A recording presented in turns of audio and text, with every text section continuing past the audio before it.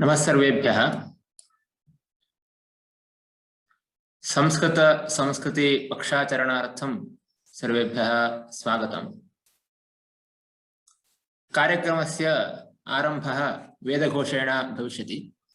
वेदघोषं कुर्वन्ति गुरुकुलस्यैव छात्राः। वेदघोषोत्तरं स्वागतं परिचयश्च भवति। स्वागतं परिचयं च व्याहरन्ति शोधसंस्थानस्य निदेशकाः डॉक्टर महाबलेश्वर भट्टाः। ततः रामचन्द्राचार्याणां प्रास्ताविक भाषणं भवति। ततः प्रोफेसर शिवकुमार स्वामी महोदयानां भाषणं भविष्यति। इत्येवम् एकघण्टात्मकः अयं कार्यक्रमः। कार्यक्रमस्य आरम्भः वेदघोषेण।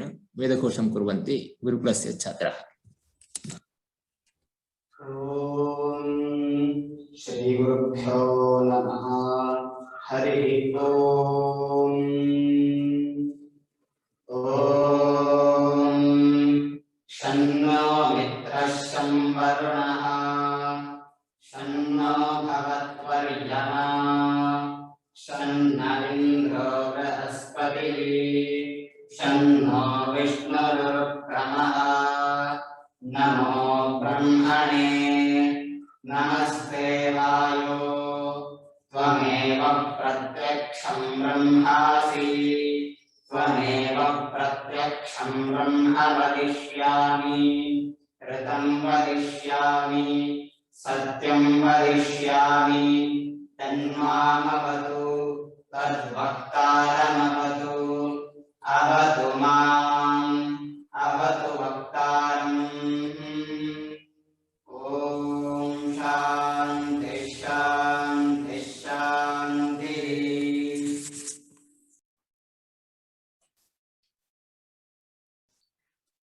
ओम नमः सदसे नमः सदसस्पतये नमः सखीनां पुरोगाणां चक्षुषे नमो दिवे नमः पृथिव्यै। ಸಂಸ್ಕೃತ ಸಂಸ್ಕೃತಿ ಪಕ್ಷಾಚರಣೆಗೆ ಎಲ್ಲ ಜಿಜ್ಞಾಸುಗಳಿಗೆ ವೇದವಿಜ್ಞಾನ ಶೋಧ ಸಂಸ್ಥಾನದ ಪರವಾಗಿ ವೇದವಿಜ್ಞಾನ ಗುರುಕುಲದ ಪರವಾಗಿ ಆರ್ಥಿಕ ಸ್ವಾಗತ. ಇದೊಂದು ವಿಶಿಷ್ಟವಾದ ಕಲ್ಪನೆ. ವೈಶಾಖ ಶುಕ್ಲ ಪಕ್ಷ ಚಾಂದ್ರಮಾನದಿಂದ ನಾವು ಪರಿಗಣನೆ ಮಾಡಿದ್ರೆ ಈಗ ನಡೀತಾ ಇರುವಂತಹದ್ದು ವೈಶಾಖ ಶುಕ್ಲ ಪಕ್ಷ. ಈ ಪಕ್ಷದಲ್ಲಿ ಅನೇಕ ಮಹಾತ್ಮರ ದಾರ್ಶನಿಕರ ಪುಣ್ಯ ಪುರುಷರ ಜನ್ಮದಿನ ಈ ಪಕ್ಷದಲ್ಲಿದೆ. ಅವರೆಲ್ಲರ ಜೀವನದಿಂದ ನಾವು ಪ್ರೇರಣೆಯನ್ನ ಪಡೆದು ಭಾರತ ಜಗದ್ಗುರುವಾಗುವತ್ತ ಹೇಗೆ ಮುನ್ನಡಿಬೇಕು ಅನ್ನೋದನ್ನ ಚಿಂತನೆ ಮಾಡಬೇಕಾದಂತಹ ಸಮಯ. ಆ ಹಿನ್ನೆಲೆಯಲ್ಲಿ ಈ ಪಕ್ಷವನ್ನ ಸಂಸ್ಕೃತ ಸಂಸ್ಕೃತಿ ಪಕ್ಷಾಚರಣೆ ಅಂತ ಮಾಡಬಹುದು ಅಂತ ಚಿಂತನೆಯಾಯಿತು. ಹಿರಿಯರ ಜೊತೆ ಕೆಲವು ಆಸಕ್ತ ವ್ಯಕ್ತಿಗಳ ಜೊತೆ ಇದರ ಬಗ್ಗೆ ಸಂವಾದ ಮಾಡಿ ವೇದವಿಜ್ಞಾನ ಶೋಧ ಸಂಸ್ಥಾನದ ಪರವಾಗಿ ಇದನ್ನು ಆಚರಣೆ ಮಾಡಬಹುದು ಅಂತ ಚಿಂತನೆಯಾಯಿತು. ಆ ಹಿನ್ನೆಲೆಯಲ್ಲಿ ಮೊನ್ನೆ ಅಷ್ಟೇ ಬಸವ ಜಯಂತಿ ಆಯಿತು. ನಾಳೆ ಶಂಕರ ರಾಮಾನುಜ ಜಯಂತಿ ಇದೆ. ಅದಾದ ಮೇಲೆ ಪೂರ್ಣಿಮೆಗೆ ಬುದ್ಧ ಪೂರ್ಣಿಮೆ ಇದೆ. ಅದರಲ್ಲಿಯೇ ಮಧ್ಯದಲ್ಲಿ ಅನೇಕ ಉತ್ಸವಗಳು ಇದೆ. ಪರಶುರಾಮ ಜಯಂತಿ ಇರಬಹುದು, ಅದೇ ರೀತಿ ನರಸಿಂಹ ಜಯಂತಿ, ಇದೆಲ್ಲವುಗಳು ಕೂಡ ಇದೇ ಸಮಯದಲ್ಲಿ ಬರುವಂತಹದ್ದು. ಆ ಹಿನ್ನೆಲೆಯಲ್ಲಿ ಈ ಪಕ್ಷಾಚರಣೆಯನ್ನ ಸಂಸ್ಕೃತ ಸಂಸ್ಕೃತಿ ಪಕ್ಷಾಚರಣೆ ಮಾಡಬಹುದು ಅನ್ನೋದು ಚಿಂತನೆಯಾಗಿ ಇವತ್ತು ಅದರ ಔಪಚಾರಿಕ ಉದ್ಘಾಟನೆ ಇರಲಿದೆ. ಈ ಉದ್ಘಾಟನಾ ಕಾರ್ಯಕ್ರಮಕ್ಕೆ ಮತ್ತು ಇದರ ಕಲ್ಪನೆ ಇತ್ಯಾದಿಗಳನ್ನ ತಿಳಿಸಿಕೊಡ್ಲಿಕ್ಕಾಗಿ ನಮ್ಮ ಮಧ್ಯದಲ್ಲಿರುವಂಥವರು ಶ್ರೀಯುತ ಪ್ರೊಫೆಸರ್ ರಾಮಚಂದ್ರ ಭಟ್ ಕೋಟೆಮನೆ ಇವರು ವೇದ ವಿಜ್ಞಾನ ಶೋಧ ಸಂಸ್ಥಾನದ ಅಧ್ಯಕ್ಷರು. ಯೋಗಕ್ಕಾಗಿ ಇರುವಂತಹ ವಿಶ್ವವಿದ್ಯಾಲಯ ಎಸ್ ವ್ಯಾಸ ಸ್ವಾಮಿ ವಿವೇಕಾನಂದ ಯೋಗಾನುಸಂಧಾನ ಸಂಸ್ಥಾನ. ಈ ವಿಶ್ವವಿದ್ಯಾಲಯದಲ್ಲಿ ಕುಲಪತಿಗಳಾಗಿ 6 ವರ್ಷ ಸೇವೆ ಸಲ್ಲಿಸಿದಂಥವರು. ಭಾರತೀಯ ಶಿಕ್ಷಣ ಮಂಡಲ ಈ ಸಂಘಟನೆಯ ಗುರುಕುಲ ಪ್ರಕಲ್ಪದ ಅಖಿಲ ಭಾರತ ಪ್ರಮುಖರಾಗಿ ಜವಾಬ್ದಾರಿಯನ್ನ ನಿರ್ವಹಿಸ್ತಾ ಇದ್ದಾರೆ, ಮಾರ್ಗದರ್ಶನವನ್ನ ಮಾಡ್ತಾ ಇದ್ದಾರೆ. ಆರ್ಷ ಆಧುನಿಕ ವಿದ್ಯೆಗಳಲ್ಲಿ ವಿಶೇಷವಾದ ಪರಿಶ್ರಮ ಇರುವಂಥವರು. ರಾಷ್ಟ್ರ ಅಂತಾರಾಷ್ಟ್ರ ಸ್ತರದಲ್ಲಿ ಅವರದ್ದೇ ಆದ ಯೋಗದಾನ ಇದೆ. ಶಿಕ್ಷಣ ಕ್ಷೇತ್ರದಲ್ಲಿ, ಸಂಸ್ಕೃತ ಕ್ಷೇತ್ರದಲ್ಲಿ ಅನೇಕ ಪುಸ್ತಕಗಳನ್ನು ಕೂಡ ಬರೆದಿದ್ದಾರೆ, ಲೇಖನಗಳನ್ನ ಬರೆದಿದ್ದಾರೆ. ಅನೇಕ ಯುವಕರನ್ನ ವೇದ ಸಂಸ್ಕೃತ ಮಾರ್ಗಕ್ಕೆ ಪ್ರೇರೇಪಣೆ ನೀಡಿದಂಥವರು. ವೇದಾಂತ ನ್ಯಾಯಾದಿ ಶಾಸ್ತ್ರಗಳಲ್ಲಿ ಕೃತ ಪರಿಶ್ರಮರು. ಅವರು ಇವತ್ತು ದೀಪ ಪ್ರಜ್ವಾಲನೆ ಮಾಡಿ ಈ ಸಂಸ್ಕೃತಿ ಪಕ್ಷಾಚರಣೆಯ ಹಿನ್ನೆಲೆ ಏನು, ಕಲ್ಪನೆ ಏನು ಇತ್ಯಾದಿಗಳನ್ನ ತಿಳಿಸಿಕೊಟ್ಟಿದ್ದಾರೆ. ಅವರಿಗೆ ನಮ್ಮ ನಿಮ್ಮೆಲ್ಲರ ಶ್ರೋತೃ ವೃಂದದ ಪರವಾಗಿ ಹಾರ್ದಿಕವಾದ ಸ್ವಾಗತ.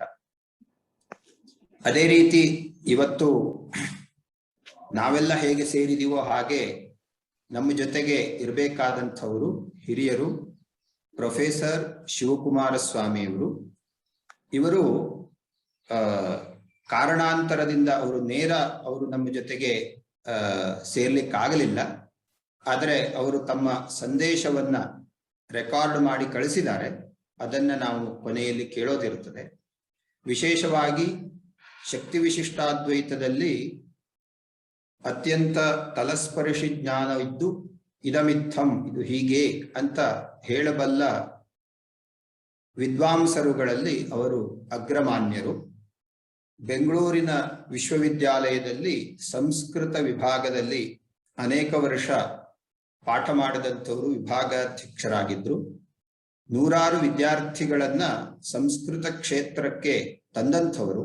100 ವಿದ್ಯಾರ್ಥಿಗಳು ಇವತ್ತು ಅಂದುಕೊಳ್ತಾರೆ ನಾವು ಪ್ರೊಫೆಸರ್ ಶಿವಕುಮಾರ ಸ್ವಾಮಿ ಅವರ ಶಿಷ್ಯರು ಅಂತ ಸ್ವಾಭಿಮಾನರಾಗಿ ಹೇಳ್ಕೊಳ್ತಾರೆ. ಅಂತಹ ಮೂರ್ಧನ್ಯ ವಿದ್ವಾಂಸರು.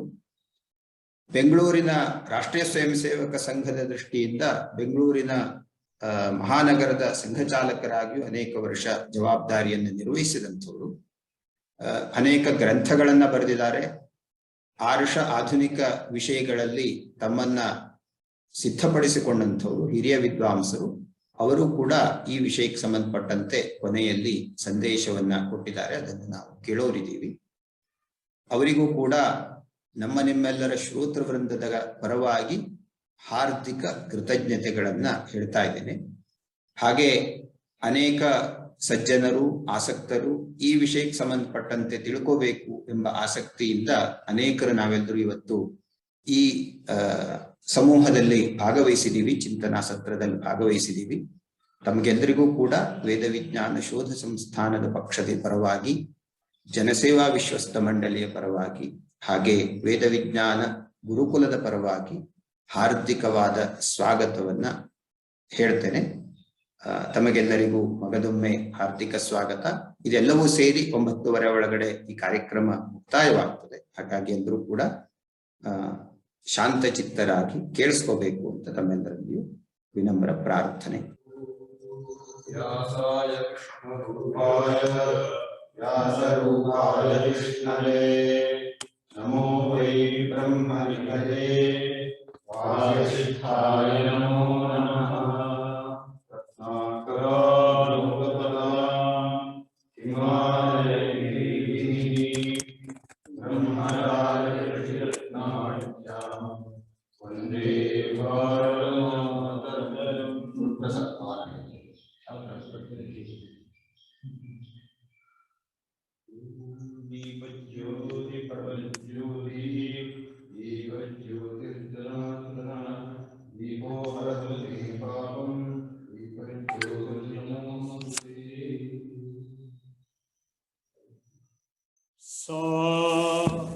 प्रथमा संस्कृति ವಿಶ್ವವಾರ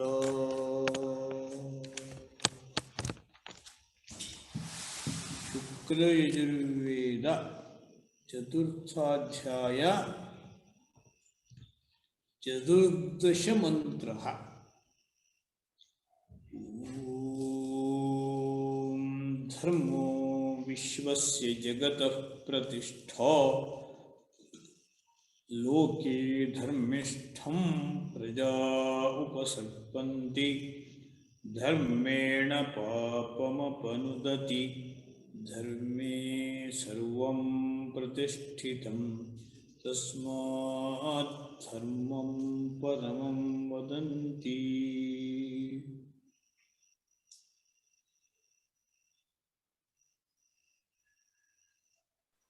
ಅಪಮಾದೋ ಅಮತ ಪದಂ ಪಮಾದೋ ಮಚ್ಚುನು ಪದಂ.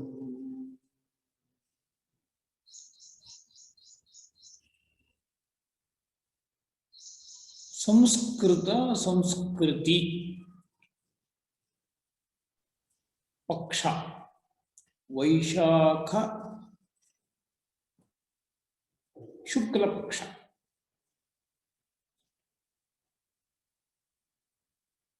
ಇವತ್ತು ಈ ಸಂದರ್ಭದಲ್ಲಿ ಈ ಹಿನ್ನೆಲೆಯಲ್ಲಿ ವೇದ ವಿಜ್ಞಾನ ಶೋಧ ಸಂಸ್ಥಾನದ ಮೂಲಕ ಶ್ರೀ ಬಸವೇಶ್ವರ ಸಂದೇಶವನ್ನ ಜಿಜ್ಞಾಸುಗಳಿಗೆ ಮುಟ್ಟಿಸಬೇಕು.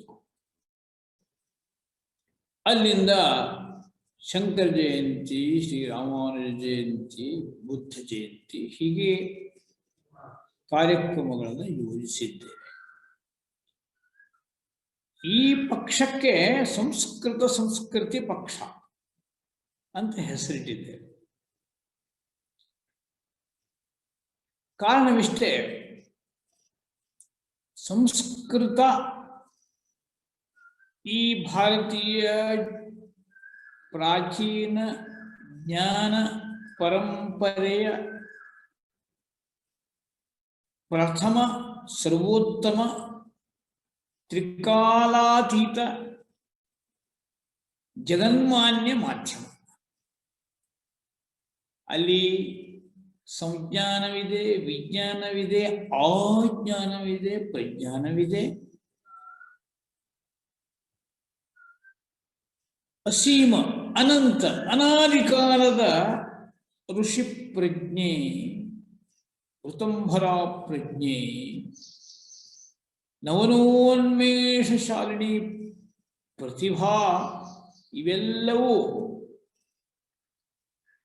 ತನ್ನ ಪರಿಪುಷ್ಟ ರೂಪದಲ್ಲಿ ವ್ಯಕ್ತವಾದದ್ದು ಸಂಸ್ಕೃತ ಮಾಧ್ಯಮದಲ್ಲಿ. ಹಾಗಾಗಿ ಸಂಸ್ಕೃತ ಎಂಬುದು ಪರಮೋಚ್ಚ ಸಂಸ್ಕೃತಿ ಮಾಧ್ಯಮ. ಹಾಗಾಗಿನೇ ಸಂಸ್ಕೃತಂ ಸಂಸ್ಕೃತಿರ್ಮೂಲಂ ಸಂಸ್ಕೃತಿ ಸಂಸ್ಕೃತಾಶ್ರಿತ ಇತ್ಯಾದಿ ಮಾತುಗಳು ಲೋಕದಲ್ಲಿ ಎಲ್ಲರ ಬಾಯಲ್ಲಿದ್ದಾವೆ. ಭಾರತಸ್ಯ ಪ್ರತಿಷ್ಠೆ ದ್ವೇ ಸಂಸ್ಕೃತಂ ಸಂಸ್ಕೃತಿಸ್ತಥಾ ಹೀಗೆಲ್ಲ ಮಾತುಗಳಿವೆ. ನಮಗೆ ಈಗ ಸಿಕ್ಕಿದೆ ಶುಕ್ಲ ಯಜುರ್ವೇದದ ಮೂಲದಲ್ಲಿ ಸಾ ಆದ್ಯ ಪ್ರಥಮ ಸಂಸ್ಕೃತಿ ವಿಶ್ವವಾರ ಈ ಒಂದು ಧ್ಯೇಯವಾಕ್ಯ ಸಂಸ್ಕೃತಿಯ ಬಗ್ಗೆ ಸಿಕ್ಕಿದೆ. ನಾವು ಸಂಸ್ಕೃತಿಯ ಬಗ್ಗೆ ತಲಸ್ಪರ್ಶಿಯಾಗಿ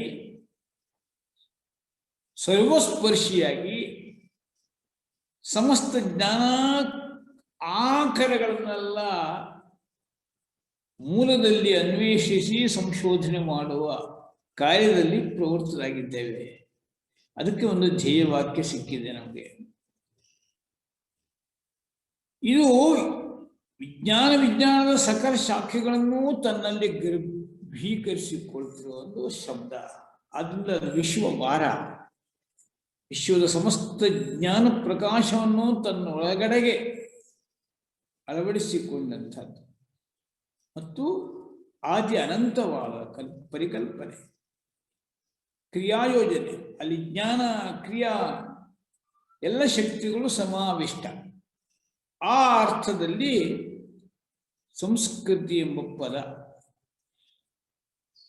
ವಿಶಾಲವಾದ ಅರ್ಥದಲ್ಲಿ ಬಳಕೆಯಲ್ಲಿದೆ. ಇವತ್ತು ಅನೇಕ ಕಾರಣಗಳಿಂದ ಕೇವಲ ಕೆಲವು ಮನೋರಂಜಕ ಕಲೆಗಳಲ್ಲಿ ಆ ಪದ ಒಂದು ಅರ್ಥದಲ್ಲಿ ಹಿಚುಕಲ್ಪಟ್ಟಿದೆ, ಸಂಕುಚಿತವಾಗುತ್ತಿದೆ. ಆದರೆ ಸಂಸ್ಕೃತಿ ಮಾನವ ಸಾಧನೆಯ ಅತ್ಯುನ್ನತ ಪ್ರಕಾಶವನ್ನು ಪ್ರತಿನಿಧಿಸುವಂತ ಪದ. ಅಂದ್ರೆ ನಮ್ಮ ಅರ್ಥದಲ್ಲಿ ಅದು ಧರ್ಮದ ವಿಶಾಲ ಅರ್ಥವನ್ನು ತನ್ನ ಒಳಗಡೆಗೆ ಗರ್ಭಿಸಿಕೊಂಡಿದೆ. ಧರ್ಮೋ ವಿಶ್ವಸ ಜಗತ್ತ ಪ್ರತಿಷ್ಠಾ ಅಂತ ಅದಕ್ಕಾಗಿ ನಾನು ಹೇಳಿದೆ. ಧರ್ಮಿಷ್ಠಂ ಪ್ರಜಾ ಉಪಸರ್ಪಿ. ಇಲ್ಲಿ ಧರ್ಮ ಅಂದ್ರೆ ಸಮಾಜ ಧಾರಣೆ. ಹಾಗಾಗಿ ನಮ್ಮದು ಧರ್ಮ ಪ್ರಾಣ ಸಮಾಜ, ಭಾರತೀಯ ಸಮಾಜ. ಧರ್ಮ ಬಿಟ್ಟು ಏನೂ ಇಲ್ಲ. ಏನೂ ಇಲ್ಲ ಅಂದ್ರೆ ಅರ್ಥಕಾಮಗಳೂ ಇಲ್ಲ. ಅಂಥ ಅದ್ಭುತವಾದ ಜೀವನಧಾರೆ, ಅಂಥ ಜೀವನಧಾರೆಯಲ್ಲಿ ಈ ಸಂಸ್ಕೃತಿ ವಿಶಾಲ ಅರ್ಥದಲ್ಲಿ ಅದು ತನ್ನ ಮೂಲ ಅರ್ಥದಲ್ಲಿ ಮತ್ತೆ ಮೈವೆತ್ತಿ ಬರಬೇಕು. ಅದು ಕ್ರಿಯಾರೂಪದಲ್ಲಿ ಬರಬೇಕು. ಜ್ಞಾನ ಸಾಧನೆ, ಕ್ರಿಯಾ ಸಾಧನೆ, ಎಲ್ಲ ಸಾಧನೆಗಳಿಗೂ ಅದು ಪ್ರತಿಫಲಿತವಾಗಬೇಕು. ಹಾಗಾಗಿ ಈ ಧರ್ಮ ಅನ್ನುವ ಧರ್ಮ ಪ್ರಾಣಭೂತವಾದ ಆತ್ಮಭೂತವಾದ ಶಕ್ತಿಯನ್ನ ಶಾಬ್ದಿಕ ಮಾಧ್ಯಮ ರೂಪದಲ್ಲಿ ಪ್ರತಿನಿಧಿಸುವುದು ಸಂಸ್ಕೃತ, ವ್ಯವಹಾರ ರೂಪದಲ್ಲಿ ಪ್ರತಿನಿಧಿಸುವುದು ಸಂಸ್ಕೃತಿ. ಸಂಸ್ಕೃತಿ ನೋಡಿ ಹೇಗಿದೆ. ಹೀಗೆ ಇದು ಸಮನ್ವಯ. ಅದು ಇಲ್ಲಿ ಈಗ ಹೇಗಿದೆ ಈ ಪಕ್ಷದಲ್ಲಿ ಅಂದ್ರೆ ಸಂಸ್ಕೃತದ ಪರಮೋಚ್ಚ ರೂಪವಾದ ಋಗ್ಯಜುಸ್ಸಾಮ ಅಥರ್ವ, ಅದಕ್ಕೆ ಸೂತ್ರಗಳು ವ್ಯಾಸ ರಚಿತ, ಇನ್ನು ಅನೇಕ ಋಷಿಗಳಿಂದ ರಚಿತ ಸೂತ್ರ, ಅಲ್ಲಿಂದ ಭಾಷ್ಯಗಳು ಶಂಕರಾರಿ ಆಚಾರ್ಯ ವರೇಣ್ಯರಿಂದ ರಚಿತ, ಅದಕ್ಕೆ ವಾರ್ತಿಕಗಳು. ಹೇಗಿದೆ ನೋಡಿ ಭಾರತೀಯ ಜ್ಞಾನ ಪರಂಪರೆ ಹೇಗೆ ಹರ್ಕೊಂಡು ಬಂದಿದೆ ಅಂತ.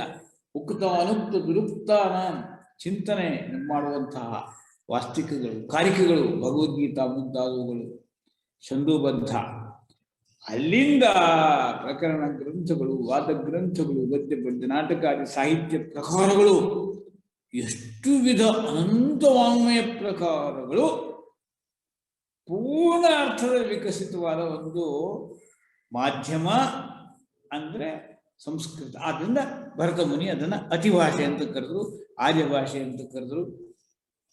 ಯಾಕೆಂದ್ರೆ ಸಂಸ್ಕಾರ ಗುಣ ಸಂಯುಕ್ತವಾಗಿದೆ. ಅಷ್ಟೇ ಅಲ್ಲ, ಜ್ಞಾನ ಪ್ರಕಾಶದಿಂದ ಅಧಿಷ್ಠಿತವಾಗಿದೆ, ಆಧಾರವಾಗಿದೆ. ಈ ಅರ್ಥದಲ್ಲಿ ಅತಿಭಾಷಾ. ಹಾಗಾಗಿ ಅತಿಭಾಷಾ ಅನ್ನುವ ವಿಶಾಲ ಅರ್ಥದಲ್ಲಿ ಸಂಸ್ಕೃತವನ್ನ ಜಗತ್ತಿನ ಆಧಾರ, ಮಾನವ ವಿಕಾಸದ ಪಾಥೇಯ ಎಂಬ ಅರ್ಥದಲ್ಲಿ, ಧರ್ಮ ಎಂಬ ಅರ್ಥದಲ್ಲಿ ಸಂಸ್ಕೃತಿ, ಈ ಎರಡನ್ನು ಸೇರಿಸಲಿಕ್ಕೆ ಅದನ್ನು ಆಚರಣೆಯಲ್ಲಿ ತಂದಂಥ ಮಹಾತ್ಮರನ್ನು ನೆನೆಸ್ಕೊಳ್ತಾ ಹೋಗುದು. ಬಸವೇಶ್ವರರು ಈ ಕೆಲಸ ಮಾಡಿದ್ರು, ಶಂಕರರು ಈ ಕೆಲಸ ಮಾಡಿದ್ರು, ರಾಮಾನುಜಾಚಾರ್ಯರು ಈ ಕೆಲಸ ಮಾಡಿದ್ರು, ಬುದ್ಧರು ಅದನ್ನ ಪೂರ್ಣ ರೂಪದಲ್ಲಿ ಪರಿಪೂರ್ಣವಾಗಿ ಪ್ರಬೋಧ ಚಂದ್ರೋದಯದ ರೂಪದಲ್ಲಿ ಪೂರ್ಣಿಮೆ ದಿನ ಅದರ ಕ್ರಿಯಾರೂಪವನ್ನು ಸಮಾಜದಲ್ಲಿ ತಂದು, ಸಮಾಜದಲ್ಲಿ ಸಂಕ್ರಾಂತಿ ತಂದು. ಹಾಗೆಯೇ ಇದಕ್ಕೆ ಪೂರಕವಾಗಿ ಈ ಪಕ್ಷದಲ್ಲಿ ಪರಶುರಾಮ ಜಯಂತಿ ಇದೆ, ನರಸಿಂಹ ಜಯಂತಿ ಇದೆ, ನಿಮಿಷಾಂಬಾ ಜಯಂತಿ ಇದೆ, ವಾಸವಾಂಬಾ ಜಯಂತಿ ಇದೆ. ಎಷ್ಟೆಲ್ಲ ಈ ಒಂದೇ ಪಕ್ಷದ. ನೀವು ದೇವತಾ ರೂಪದಲ್ಲಿ ತೆಗೆದುಕೊಂಡ್ರು ಕೂಡ ಎಲ್ಲ ಆಯತನಗಳು ಒಟ್ಟಿಗೆ ಸೇರ್ಕೊಂಡಿದ್ದಾವೆ, ಎಲ್ಲ ಮತ ಸಂಪ್ರದಾಯಗಳು ಒಟ್ಟಿಗೆ ಸೇರ್ಕೊಂಡಿದ್ದಾವೆ, ಎಲ್ಲ ವಿಧ ಆಚರಣೆಗಳು, ಉಪಾಸನೆಗಳು ಒಟ್ಟಿಗೆ ಸೇರ್ಕೊಂಡಿದ್ದಾವೆ, ಜ್ಞಾನ ಧ್ಯಾನ ಕರ್ಮ ಕಾಂಡಗಳೆಲ್ಲ ಒಟ್ಟಿಗೆ ಸೇರ್ಕೊಂಡಿದ್ದಾವೆ, ದಾಸೋಹ ಸೇರ್ಕೊಂಡಿದೆ, ಕಾಯಕ ಸೇರ್ಕೊಂಡಿದೆ, ಪರಮೋಚ್ಚ ಬ್ರಹ್ಮವಾದ ಬ್ರಹ್ಮಜ್ಞಾನ ಸೇರ್ಕೊಂಡಿದೆ, ಶೂನ್ಯ ಸಿದ್ಧಾಂತ, ಶೂನ್ಯವಾದ, ಇವೆಲ್ಲವೂ ಕೂಡ ಆ ಪರಬ್ರಹ್ಮ ಸ್ವರೂಪದ ವರ್ಣನೆ, ಅವೆಲ್ಲ ಸೇರ್ಕೊಂಡಿದೆ. ಪ್ರಕೃತಿ ಉಪಾಸನೆ, ಆ ರೂಪದಲ್ಲಿ ಮಹಾಕಾಲಿ, ಮಹಾಲಕ್ಷ್ಮಿ, ಮಹಾಸರಸ್ವತಿ ಸ್ವರೂಪದ ಉಪಾಸನೆ ಕೂಡ ಸೇರ್ಕೊಂಡಿದೆ. ಬ್ರಾಹ್ಮ ಕ್ಷಾತ್ರ ಈ ಎರಡೂ ಜೀವನದ ಮಹಾಶಕ್ತಿಗಳ ಸಂಗಮ ರೂಪದಲ್ಲಿ ಪರಶುರಾಮಾದಿಗಳ ಸ್ಮರಣೆ ಇದೆ. ನರ ಹರಿ ರೂಪದಲ್ಲೂ ಕೂಡ ಈ ಸಮಾಗಮ ಸೇರ್ಕೊಂಡಿದೆ. ಹೀಗೆ ವಿವಿಧ ಸಮಾಗಮಗಳು, ವಿವಿಧ ಸಂಗಮಗಳು ಅವೆಲ್ಲವೂ ಕೂಡ ಈ ಒಂದು ಪಕ್ಷದಲ್ಲಿ ಆಚರಣೆಯ ರೂಪದಲ್ಲಿ, ಮಹಾತ್ಮರ ಸ್ಮೃತಿಯ ರೂಪದಲ್ಲಿ, ಜಯಂತಿಗಳ ರೂಪದಲ್ಲಿ ಸೇರ್ಕೊಂಡಿದೆ. ಆದ್ರಿಂದ ಒಂದು ಅರ್ಥದಲ್ಲಿ ಇದು ಫಿಲಾಸಫರ್ಸ್ ಡೇ ಅಥವಾ ಹೀಗೆಲ್ಲ ಹೆಸರುಗಳು ಇಡ್ತಾರೆ. ಅದದು ಆ ಶಬ್ದ ಬಹಳ ಸಣ್ಣದಾಗತ್ತೆ ನಮಗೆ. ಹಾಗೆ ಒಂದು ಪಕ್ಷವನ್ನೇ ಇಟ್ಟುಕೊಂಡು ಈ ಪಕ್ಷವನ್ನು ಸಂಸ್ಕೃತಿ ಪಕ್ಷ ಅಂತ ಮಾಡಿಕೊಂಡು ಸಂಸ್ಕೃತದ ಜಗದ್ವೈಶಾಲ್ಯದ ಪರಿಚಯ, ಅನೇಕ ಆಚಾರ್ಯರ ಸಾಧನೆ ಮೂಲಕ ಸಂಸ್ಕೃತಿಯ ಸಕಲ ಜೀವನ ವ್ಯಾಪ್ತ ಮಾನವೀಯ ಜೀವನದ ವಿವಿಧ ಅಂಗಗಳ ರಂಗಗಳ ವೈಶಾಲ್ಯವನ್ನು ಅಳವಡಿಸಿಕೊಂಡ ಸಂಸ್ಕೃತಿಯ ಪಕ್ಷ, ಸಂಸ್ಕೃತಿ ಸೇರಿಸಿ ಒಂದು ಈ ನಾಮಕರಣ ಮಾಡಿದ್ದೇವೆ. ಇದು ಪಕ್ಷವಾಗಿ ಆಚರಣೆ ಆಗಿದೆ. ಯೋಗಕ್ಕೆ ದಿನ ಇದೆ, ಆದರೆ ಸಂಸ್ಕೃತಿಗೆ ಒಂದು ಪಕ್ಷವೇ ಇರಲಿ ಎಂಬುದು ನಮ್ಮ ಸಲಹೆ. ಕೇವಲ ನಿವೇದನೆ ಜಿಜ್ಞಾಸುಗಳಲ್ಲಿ ಸಮಾಜದ ಮುಂದೆ ಇದನ್ನು ಇಟ್ಟಾಗ ಅದು ಯಾವ ರೀತಿಯ ರೂಪ ತಾಳುತ್ತೋ ತಾಳಲಿ. ಆದರೆ ಇವತ್ತು ಜಗತ್ತು ಸ್ವಾಸ್ಥ್ಯ, ಸೌಖ್ಯ, ಶಾಂತಿ, ಸಮಾಧಾನ ಇದರ ಅನ್ವೇಷಣೆಯಲ್ಲಿ ನವ ಸೂರ್ಯೋದಯಕ್ಕಾಗಿ ತಹತಹಿಸ್ತಾ ಇದೆ. ರೋಗಗಳು ಭೋಗಗಳು ಅದು ಒಂದು ಕಡೆಗೆ, ಆದ್ರೆ ಯೋಗಗಳು ಯಾಗಗಳು ಇನ್ನು ಮುಂದೆ ಬೇಕು ಸ್ವಾಸ್ಥ್ಯಕ್ಕೆ, ಸೌಖ್ಯಕ್ಕೆ.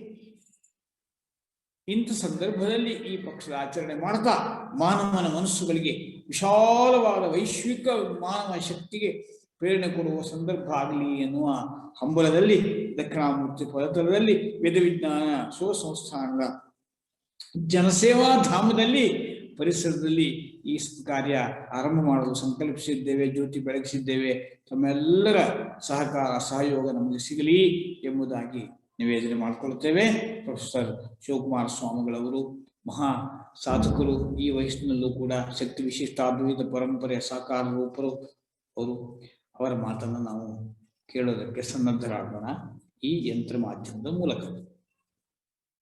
ಈಗ ನಾವು ಸಂಸ್ಕೃತಿ ಅಂತ ಅದರ ಉದ್ಘಾಟನೆ ಮಾಡ್ತಾ ಇವತ್ತಿನಿಂದ ಬುದ್ಧ ಜಯಂತಿವರೆಗೂ ಕಾರ್ಯಕ್ರಮವನ್ನ ಹಮ್ಮಿಕೊಂಡಿದ್ದೇವೆ. ವೇದ ವಿಜ್ಞಾನ ಶೋಧ ಸಂಸ್ಥಾನದ ಪರತಃ ತಾವು ಒಂದು ಪ್ರಸ್ತಾವನಾ ರೂಪದಲ್ಲಿ ಇವತ್ತಿನ ಈ ಲೋಕಕ್ಕೆ ಶ್ರೀ ಬಸವೇಶ್ವರ ಸಂದೇಶವನ್ನ ಕನ್ನಡದಲ್ಲಿ, ಸರಳವಾದ ಕನ್ನಡದಲ್ಲಿ ತಿಳಿಸಬೇಕಾಗಿ ಕೋರಿಕೆ. ಬಸವೇಶ್ವರರು 12ನೇ ಶತಮಾನದಲ್ಲಿ ಇದ್ರು ಅಂತ ನಮ್ಗೆಲ್ಲರಿಗೂ ಗೊತ್ತೇ ಇದೆ.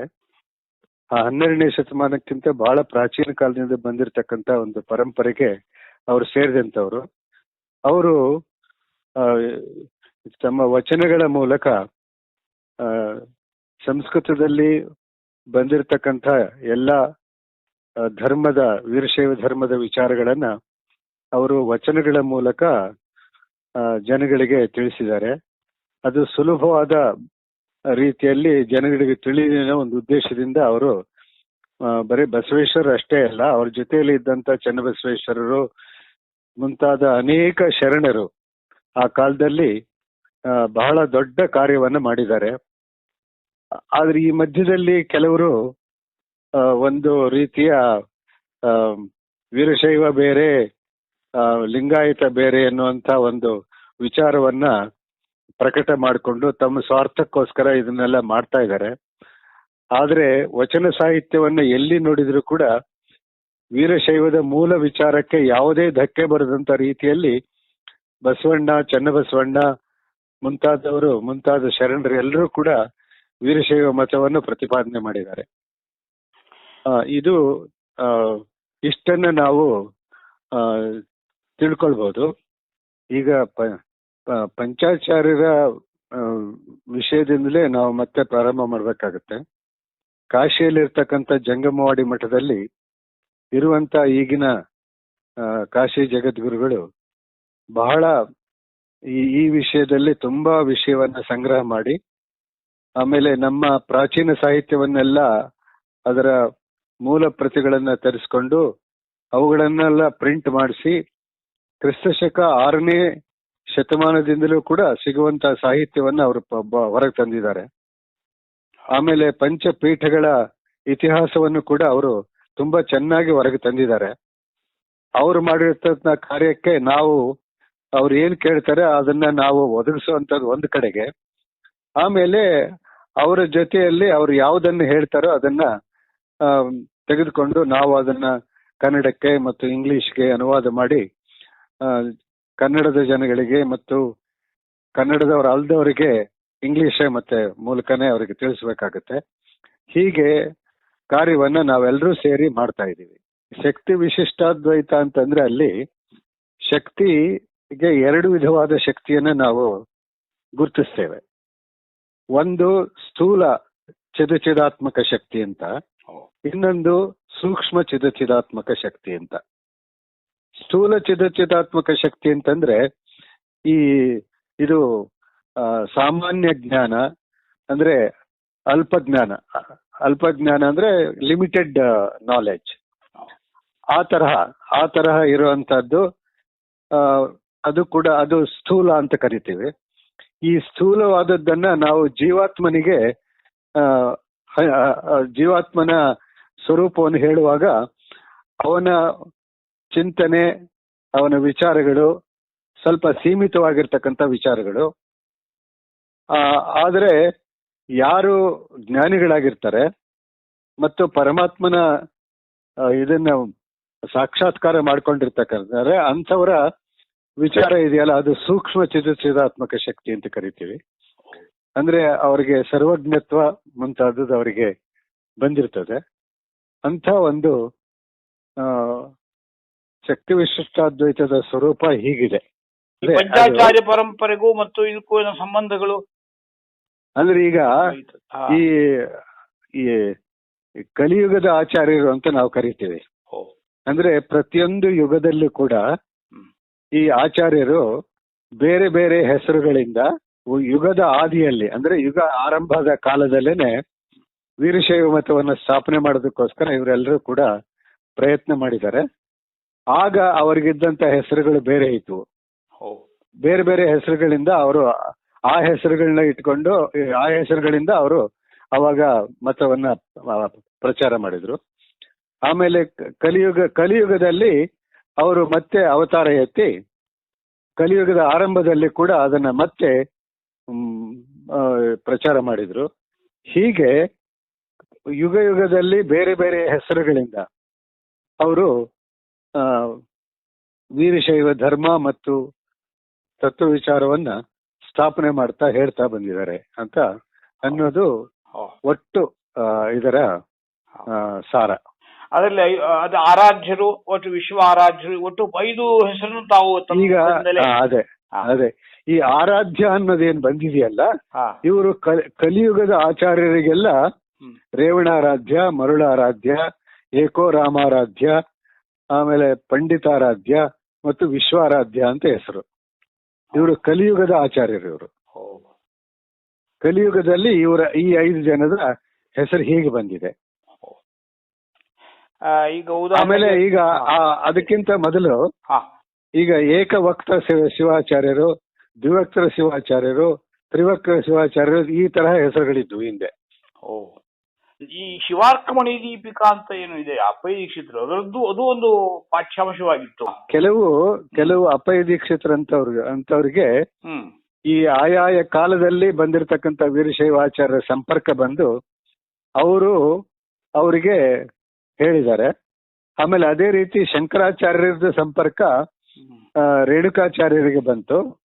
ಕಲಿಯುಗದ ಆಚಾರ್ಯರಿಗೆ ಅವರು ಆ ಶಂಕರಾಚಾರ್ಯರಿಗೆ ಇದು ರತ್ನಗರ್ಭ ಗಣಪತಿ ಮತ್ತು ನಂದೇನು ಹೇಳ್ತಾರೆ ಅವುಗಳನ್ನ ಅವರಿಗೆ ಕೊಟ್ಟು ಪೂಜೆ ಮಾಡೋದು, ಅದನ್ನ ಪೂಜೆ ಮಾಡಿ ಅಂತ ಅವ್ರಿಗೆ ಕೊಟ್ರು. ಆಮೇಲೆ ಅವರು ಆಚಾರ್ಯರು ಇದು ಇಲ್ಲಿಂದ ಬೇರೆ ಕಡೆಗೆ ಹೋಗುವಾಗ ತಮ್ಮ ಶಿಷ್ಯರಿಗೆ ಅದನ್ನ ಕೊಟ್ಟು ಇದನ್ನ ನೀವು ಸದಾ ಪೂಜೆ ಮಾಡ್ಕೊಂಡಿರ್ಬೇಕು, ನಾವು ಬರೋ ತನಕ ಇದನ್ನು ಮುಂದುವರಿಸ್ಕೊಂಡು ಹೋಗ್ಬೇಕು ಮಠದಲ್ಲಿ ಅಂತೇಳಿ ಶೃಂಗೇರಿ ಮಠದಲ್ಲಿ ಅದನ್ನು ಮಾಡ್ಬೇಕು ಅಂತ ಹೇಳ್ಬಿಟ್ಟು ಹೋದ್ರು ಅಂತ.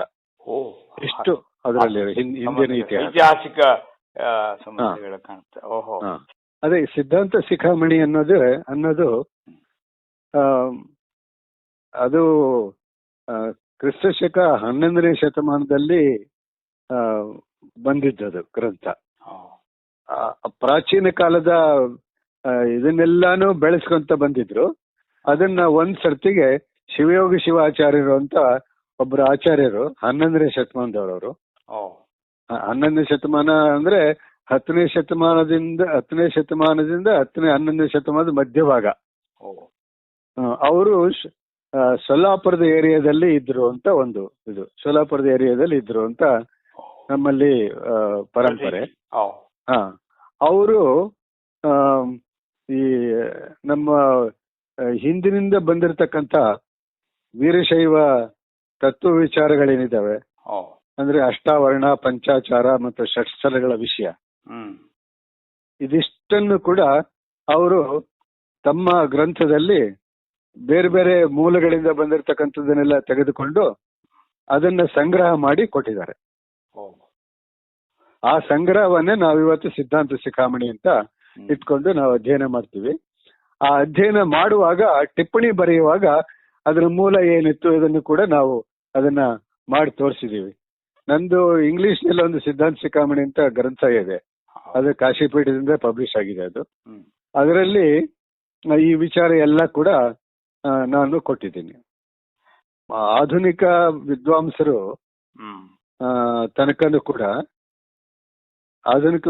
ಕೂಡ ಕೆಲವರು ಈ ವೀರಶೈವ ದೃಷ್ಟಿಯಿಂದ ಎಲ್ಲ ಉಪನಿಷತ್ತುಗಳಿಗೂ ಕೂಡ ಭಾಷ್ಯವನ್ನು ಬರೆದಿದ್ದಾರೆ. ವೀರಶೈವ ಪರವಾದ ಭಾಷ್ಯವನ್ನ ಪ್ರಾಚೀನ ಕಾಲದಿಂದ, ಅಂದ್ರೆ ಕಾಶಿ ಜಂಗಮವಾಡಿ ಮಠದಲ್ಲಿ ಇದ್ದಂತ ಆಚಾರ್ಯಗಳು ಇಂದ ಹಿಡಿದು ಆ ಕಾಲದಲ್ಲಿ ಬಹಳ ಹಿಂದೆ, ಇತ್ತೀಚಿನ 18-19ನೇ ಶತಮಾನದಲ್ಲಿ ಇದ್ದಂತಹ ವಿದ್ವಾಂಸರು ಕೂಡ ಅವುಗಳಿಗೆ ಇದು ಭಾಷ್ಯವನ್ನು ಬರೆದಿದ್ದಾರೆ. ವೀರಶೈವ ಪರವಾದ ಭಾಷ್ಯವನ್ನ ಬರೆದಿದ್ದಾರೆ. ಅದನ್ನು ಬ್ರಹ್ಮಸೂತ್ರಕ್ಕೆ ಶ್ರೀಕರ ಭಾಷ್ಯ ಅಂತ ಶ್ರೀಪತಿ ಪಂಡಿತಾರಾಧ್ಯರು ಅಂತ ಅವರು ಕೂಡ 10ನೇ ಶತಮಾನದವರು, ಕ್ರಿಸ್ತಕ 10ನೇ ಶತಮಾನದವರು, ಅವರು ಬರೆದಿದ್ದಾರೆ ಅದನ್ನು. ಸಂಸ್ಕೃತ ಮತ್ತು ಒಂದು ಶಕ್ತಿ ವಿಶಿಷ್ಟಾದ್ವೈತ ಪರಂಪರೆ ಈ ಭಾಗದಲ್ಲಿ ಒಂದಷ್ಟು ಸ್ವತಃ ಬಸವೇಶ್ವರಿಗೂ ವೇದದ ಬಗ್ಗೆ ಒಂದು ಕರೆ ಸಂದರ್ಭದಲ್ಲಿ ಅವರು ನಿಂದೆಯ ರೂಪದಲ್ಲಿ ಭಾಸವಾಗುವಂತೆ ವಾಕ್ಯಗಳನ್ನು ಹೇಳಿದ್ದಾರೆ. ಅವರು ಕನ್ನಡ ಇತ್ತೆ ಹೊರತು ಸಂಸ್ಕೃತ ಈ ಭಾಗದ ಬಗ್ಗೆ ಹೆಚ್ಚಿರಲಿಲ್ಲ. ಹೀಗೆಲ್ಲ ವಾದಗಳು ಹುಟ್ಟುತ್ತಾ ಇರ್ತಾರೆ. ಈ ವಾದಗಳು ತಮ್ಮ ಸ್ವಾರ್ಥ ಬೆಳೆಸ್ಕೊಳ್ಳೋದಕ್ಕೋಸ್ಕರ ಮಾಡಿದಂತವು ಇವೆಲ್ಲ. ಬಸವಣ್ಣ ಎಲ್ಲೂ ಕೂಡ, ಬಸವಣ್ಣ ಆಗ್ಲಿ ಶರಣರಾಗ್ಲಿ ಎಲ್ಲೂ ಕೂಡ ಪರಂಪರೆಗೆ ವಿರುದ್ಧವಾದ ಮಾತನ್ನು ಹೇಳಿಲ್ಲ. ತಮ್ಮ ಹತ್ರ ಮಾತಾಡ್ತಿರುವಾಗ ನನಗೀಗ VN ಝಾ ಅವರ ಅಧ್ಯಕ್ಷತೆಯಲ್ಲಿ ತಮಗೆ ಸಮ್ಮಾನವಾದ ಸಭೆಯಲ್ಲಿ ನಾನಿದ್ದೆ. ಆ ದಿವಸ ಅವರು ನಿಮ್ ಬಗ್ಗೆ ಹೇಳಿದ ನೆನಪಿದೆ ನನಗೆ. VN ಝಾ ಅವರು ಗೊತ್ತು ಮಹಾವಿದ್ವಾಂಸರಲ್ಲ? ಹೌದು, ಅವರು. ಹಾಗೆ ತಾವು ಸಂಸ್ಕೃತ ಕ್ಷೇತ್ರಕ್ಕೆ ತಮ್ಮ ಮನೆತನದಿಂದ ಈ ಶೈವ ಸಂಪ್ರದಾಯದ ವೀರಶೈವ ಸಂಪ್ರದಾಯದ ಇದನ್ನ ಇಟ್ಕೊಳ್ತಾ ಸಂಸ್ಕೃತ ಕ್ಷೇತ್ರಕ್ಕೆ ಒಂದು ಅಭೂತಪೂರ್ವ ಅನಿತರ ಸಾಧಾರಣ ಕೊಡುಗೆ ತಮ್ಮದಿದೆ. ಎಲ್ಲ ದೃಷ್ಟಿಯಿಂದ ಸಂಸ್ಕೃತದ ಒಟ್ಟು ವಿದ್ಯಾರ್ಥಿ ಆಚಾರ್ಯ ಸಮುದಾಯಕ್ಕೆ ತಮ್ಮ ಹಿರಿತನದಿಂದ ಸಂದೇಶ ನೀಡಬೇಕು ಅಂತ ಕೋರಿಕೆ. ಈಗ ನಾವು ಸಂಸ್ಕೃತದವರು ಎಲ್ಲ ಧರ್ಮ ಸಾಹಿತ್ಯಕ್ಕೂ ಕೂಡ ಸಮಾನವಾದ ಗೌರವವನ್ನು ಕೊಡಬೇಕು. ಎಲ್ಲ ಧಾರ್ಮಿಕ ಸಾಹಿತ್ಯ, ವೀರಶೈವ ಇರಬಹುದು, ಆಮೇಲೆ ಅದ್ವೈತ ಇರ್ಬೋದು, ದ್ವೈತ ಇರಬಹುದು, ಯಾವುದೇ ಇರಲಿ, ಎಲ್ಲವೂ ಕೂಡ ಅವರ ಪರಂಪರೆಯನ್ನ ಅನುಸರಿಸಿಕೊಂಡು ಅವ್ರು ಬರ್ತಾ ಇದ್ದಾರೆ. ನಾವು ನಮ್ಮ ಪರಂಪರೆಯನ್ನ ಅನುಸರಿಸಿಕೊಂಡು ನಾವು ಕೂಡ ಹೋಗೋಣ. ಪರಸ್ಪರ ಕೊಡುತಗೊಳ್ಳೋ ಅಂತದ್ದು ಇರ್ತದಲ್ಲ, ವಿಚಾರಗಳನ್ನ ತೆಗೆದುಕೊಳ್ಳೋದು, ವಿಚಾರವನ್ನು ಕೊಡೋದಿರ್ತದಲ್ಲ, ಇದನ್ನ ನಾವು ಮಾಡ್ಕೊಂತ ಹೋಗೋಣ. ಮತ್ತು ನಾವು ಯಾವುದನ್ನ ಅವ್ರ ಕಡೆಯಿಂದ ತಗೊಂಡಿರ್ತೀವಿ ಅದನ್ನ ನಾವು ಮಾನ್ಯ ಮಾಡೋಣ. ಇದು ಸಾಮಾನ್ಯವಾಗಿ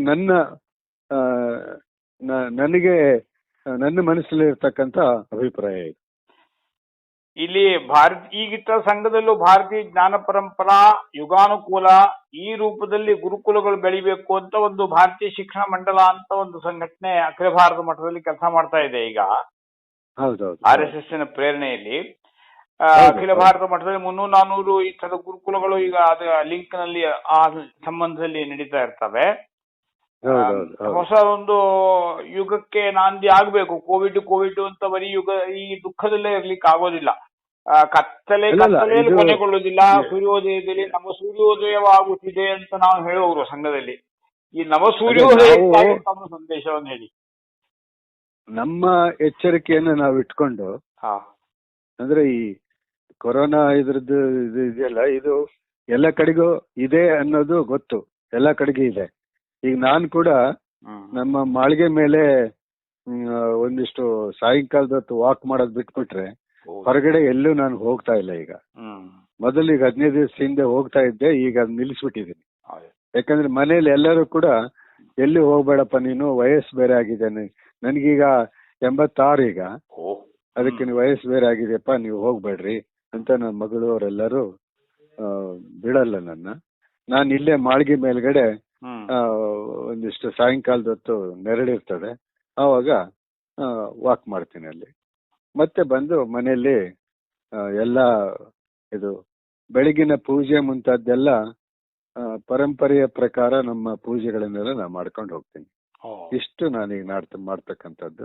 ಸಂತೋಷ. ನಾನು ಎಲ್ಲ ಪರಂಪರೆಯವರು ಕೂಡ ತಮ್ಮ ತಮ್ಮ ಪರಂಪರೆಯ ಬಗ್ಗೆ ಗೌರವ ಇದ್ದೇ ಇರ್ತದೆ.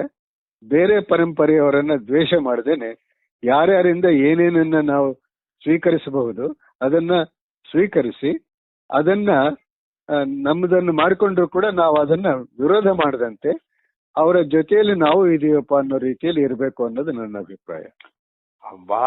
ತಮಗೆ ತುಂಬಾ ಅಂತ ಅಭಿನಂದನೆಗಳು. ಯಾಕಂದ್ರೆ ಇಂಥ ಒಂದು ಅಪಧರ್ಮದ ಪರಿಸ್ಥಿತಿಯಲ್ಲೂ ತಾವು ಒಟ್ಟು ಸಂಘಟನೆ ಬಗ್ಗೆ ಇರುವ ಸದ್ಭಾವ, ನಮ್ಮ ಗುರುಕುಲದ ಬಗ್ಗೆ ಇರುವ ಸದ್ಭಾವನೆಗಳಿಂದ ಇವತ್ತು ಪ್ರಥಮ ಉಪನ್ಯಾಸ ತಮ್ಮಿಂದೇ ಉದ್ಘಾಟನೆ. ತಾವೇ ನಮ್ಮ ಈ ಸಮ್ಮುಖದಲ್ಲಿ ಸಭೆಯಲ್ಲಿ ಕುಳಿತು ನಂದಾದೀಪ ಬೆಳಗಿದೀರಿ ಅನ್ನೋ ಭಾವನೆಯಿಂದ ತಮ್ಮ ಈ ವಕ್ತವ್ಯವನ್ನ ಈ ಕರೋನಾ ಸಂದರ್ಭದಲ್ಲೂ ಅಲ್ಲಲ್ಲಿದ್ದಂಥವರಿಗೆ ಈ ಜ್ಞಾನದೀಪ ಬೆಳಗಬೇಕು, ಚೈತನ್ಯ ತುಂಬಬೇಕು. ಈ 80 ದಾಟಿ ಆ ಹಿರಿತನದಲ್ಲಿದ್ದಂತಹ ತಾವು ಕೊಟ್ಟ ಈ ಸಂದೇಶ ನಮ್ಮ ಎಲ್ಲ ಈ ಸಂಸ್ಕೃತ ಜಿಜ್ಞಾಸುಗಳಿಗೆ ನವ ಸೂರ್ಯೋದಯಕ್ಕೆ ಪ್ರೇರಣೆ ಕೊಡ್ಲಿ ಅಂತ ನಾವು ಭಗವಂತನಲ್ಲಿ ಪ್ರಾರ್ಥಿಸ್ತೇವೆ. ತುಂಬಾ ಅಭಿನಂದನೆಗಳು. ಇಲ್ಲಿಯವರೆಗೆ ಸಂಸ್ಕೃತಿ ಪಕ್ಷದ ಪರಿಕಲ್ಪನೆಯನ್ನ ರೂಪಿಸಿ ಅದರ ಹಿನ್ನೆಲೆಯ ಬಗ್ಗೆ ಆರಂಭದಲ್ಲಿ ಮಾರ್ಗದರ್ಶನವನ್ನ ನೀಡಿದಂತಹ ಪ್ರೊಫೆಸರ್ ರಾಮಚಂದ್ರ ಭಟ್ ಕೋಟೆಮನಿಯವರಿಗೆ, ನಂತರ ಬಸವೇಶ್ವರ ಸಿದ್ಧಾಂತಗಳ ಬಗ್ಗೆ ಸರಳವಾಗಿ ನಿರೂಪಣೆಯನ್ನ ನೀಡಿದಂತಹ ಡಾಕ್ಟರ್ ಶಿವಕುಮಾರ ಸ್ವಾಮಿ ಅವರಿಗೆ, ಹಿರಿಯರಾದಂತಹ, ಅವರೇ ಹೇಳಿದ್ರು 86 ವರ್ಷ ಅಂತ, ಅತ್ಯಂತ ಹಿರಿಯರು, ದೊಡ್ಡ ವಿದ್ವಾಂಸರು. ಅವರಿಗೂ ಕೂಡ ಕೃತಜ್ಞತೆಯನ್ನ ಸಮರ್ಪಿಸ್ತೇನೆ. ಇನ್ನು ನಾಳೆ ಶಂಕರ ಜಯಂತಿ ಇದೆ, ಹಾಗೆ ರಾಮಾನುಜ ಜಯಂತಿಯೂ ಕೂಡ ಇದೆ. ಈ ಹಿನ್ನೆಲೆಯಲ್ಲಿ ನಾಳೆ ಶಂಕರರ ಜೀವನ ಮತ್ತು ಸಂದೇಶದ ಬಗ್ಗೆ ಮಾರ್ಗದರ್ಶನವನ್ನ ನೀಡುವರಿದ್ದಾರೆ ಪ್ರೊಫೆಸರ್ ಗಣೇಶ ಭಟ್, ವಿದ್ವಾನ್ ಗಣೇಶ ಭಟ್. ಇವರು ಶೃಂಗೇರಿಯ ರಾಷ್ಟ್ರೀಯ ಸಂಸ್ಕೃತ ಸಂಸ್ಥಾನ ರಾಜೀವ್ ಗಾಂಧಿ ಪರಿಸರ ಏನಿದೆ ಅದರ ವೇದಾಂತ ವಿಭಾಗದ ಪ್ರಮುಖರಾಗಿದ್ದಾರೆ ಮತ್ತು ವೇದಾಂತ ವಿದ್ವತ್ ಕ್ಷೇತ್ರದಲ್ಲಿ ದೊಡ್ಡ ಹೆಸರಿರುವಂತವರು, ಸಾಂಪ್ರದಾಯಿಕ ವಿದ್ವಾಂಸರು ಹೌದು, ಆಧುನಿಕ ದೃಷ್ಟಿಕೋನವನ್ನು ಹೊಂದಿರುವವರು ಕೂಡ ಹೌದು.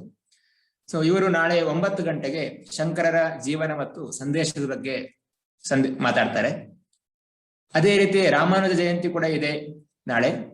ರಾಮಾನುಜರ ಜೀವನ ಮತ್ತು ಸಂದೇಶದ ಬಗ್ಗೆ ಮುಂದಿನ ಭಾನುವಾರ ಅಂದ್ರೆ 23ನೇ ತಾರೀಕು ಶ್ರೀನಿಧಿ ಪಾರ್ಥಸಾರಥಿ ಅಂತೇಳಿ ದೊಡ್ಡ ವಿದ್ವಾಂಸರು, ಎಸ್ ವ್ಯಾಸ ವಿಶ್ವವಿದ್ಯಾಲಯದ ಭೂತಪೂರ್ವ ರಿಜಿಸ್ಟ್ರಾರ್ ಕೂಡ ಆಗಿದ್ರು. ಇವರು ರಾಮಾನುಜರ ಜೀವನ ಮತ್ತು ಸಂದೇಶದ ಬಗ್ಗೆ 23ನೇ ತಾರೀಕಿನಂದು ಮಾತಾಡ್ತಾರೆ. ಅದೇ ರೀತಿ ಬುದ್ಧ ಪೂರ್ಣಿಮೆಯಂದು ಬುದ್ಧನ ಜೀವನ ಮತ್ತು ಸಂದೇಶದ ಬಗ್ಗೆ ಇನ್ನೊಬ್ರು ದೊಡ್ಡ ವಿದ್ವಾಂಸರು ಮಾತಾಡೋರಿದ್ದಾರೆ. ಹೀಗೆ ಇನ್ನು ಈ 3 ಕಾರ್ಯಕ್ರಮಗಳು ಮುಂದಿನ ದಿನದಲ್ಲಿ ಇದೆ. ನಾಳೆ 17ನೇ ತಾರೀಕು ಒಂದು, 23ನೇ ತಾರೀಕು ಮತ್ತು 26ನೇ ತಾರೀಕು. ನಾಳೆ ಪುನಃ 9 ಗಂಟೆಗೆ ಎಲ್ಲರೂ ಕೂಡ ಸೇರೋಣ. ಇದೇ ಮೀಟಿಂಗ್ ಲಿಂಕ್ ಇರ್ತದೆ. ಇದೇ ಮೀಟಿಂಗ್ ಲಿಂಕ್ ಅಲ್ಲಿ ಈ ಮುಂದಿನ 3 ಭಾಷಣಗಳಿಗೂ ಕೂಡ ಮೀಟಿಂಗ್ ಐಡಿ ಸೇಮ್ ಇರ್ತದೆ. ಹಾಗೆ ಇದನ್ನೇ ಬಳಸಿಕೊಂಡು ನಾಳೆ ಪುನಃ 9 ಗಂಟೆಗೆ ಎಲ್ಲರೂ ಸೇರೋಣ. ಈಗ ಶಾಂತಿ ಮಂತ್ರದೊಂದಿಗೆ ಈ ಕಾರ್ಯಕ್ರಮವನ್ನ ಮುಕ್ತಾಯ ಮಾಡೋಣ. ಭಾಗವಹಿಸಿದಂತಹ ಎಲ್ಲರಿಗೂ ಕೂಡ ಧನ್ಯವಾದಗಳು. ಓಂ ಸರ್ವೇ ಭವಂತು ಸುಖಿನಃ, ಸರ್ವೇ ಸಂತು ನಿರಾಮಯಾಃ, ಸರ್ವೇ ಭದ್ರಾಣಿ ಪಶ್ಯಂತು, ಮಾ ಕಶ್ಚಿತ್ ದುಃಖಭಾಗ್ ಭವೇತ್. ಓಂ ಶಾಂತಿ ಶಾಂತಿ ಶಾಂತಿ. ಧನ್ಯವಾದ.